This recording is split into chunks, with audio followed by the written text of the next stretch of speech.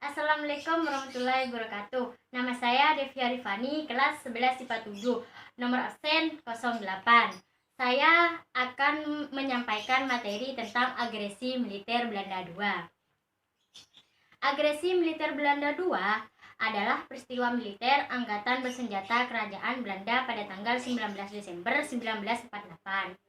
Telah melawan ibu kota, Yogyakarta, dan wilayah Republik Indonesia.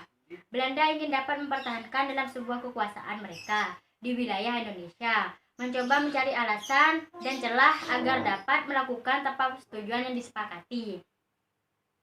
Apa itu militer Belanda II? Dalam pembahasan kali ini kami akan menjelaskan mengenai militer Belanda secara singkat dan jelas serta mudah untuk dipahami. Agresi militer Belanda II yakni telah dimulai pada tanggal 19 Desember 1948 dengan sebuah serangan ke wilayah Yogyakarta dalam ibu kota Indonesia pada waktu itu, serta penangkapan Muhammad Hatta, Soekarno, Sjahril, dan beberapa lainnya. Latar belakang: dalam adanya sebuah agresi militer Belanda II yang telah bersikeras dalam mempertahankan sebuah kekuasaan mereka di wilayah Indonesia, yakni dapat berusaha mencari alasan dan kelalaian sebagai melanggar adanya suatu perjanjian yang telah disepakati.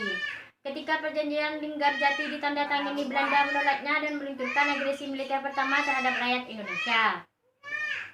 Tujuan agresi militer: dalam adanya sebuah tujuan agresi militer Belanda kepada rakyat Indonesia adalah untuk menunjukkan kepada dunia internasional bahwa Republik Indonesia dan pasukan TKR-nya sudah hilang. Dengan cara ini, Belanda mempunyai sebuah hak, yakni sebagai melakukan apapun yang mereka inginkan dengan rakyat Indonesia.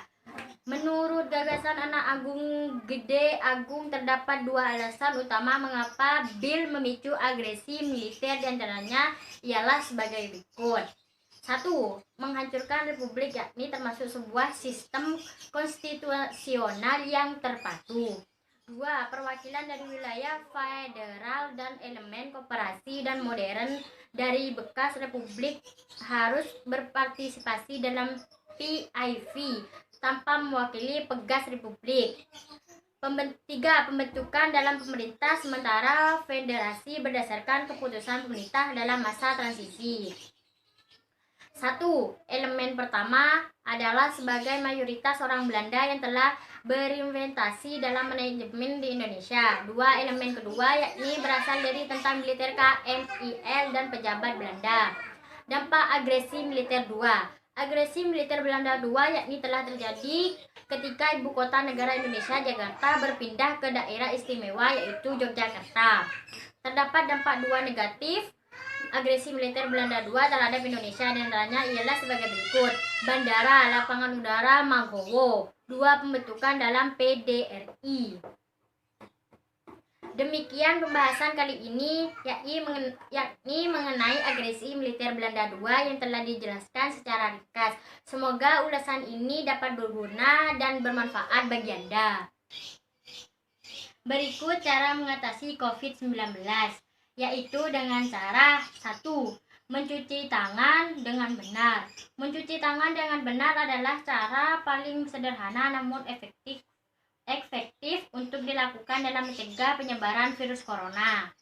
Cucilah tangan dengan air dan sabun setidaknya selama 20 detik.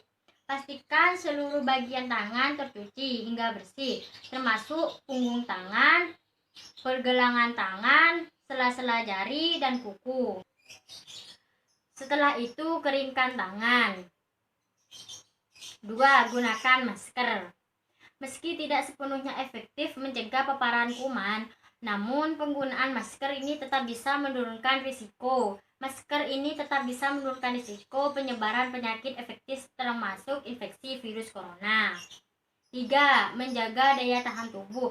Daya tahan tubuh yang kuat dapat mencegah munculnya berbagai macam penyakit. 3. Kurangi berinteraksi dengan orang-orang. Ada baiknya kamu meminimalisir berinteraksi terlalu dekat dengan rekan. Itulah penyampaian materi dari saya. Kurang lebihnya mohon maaf.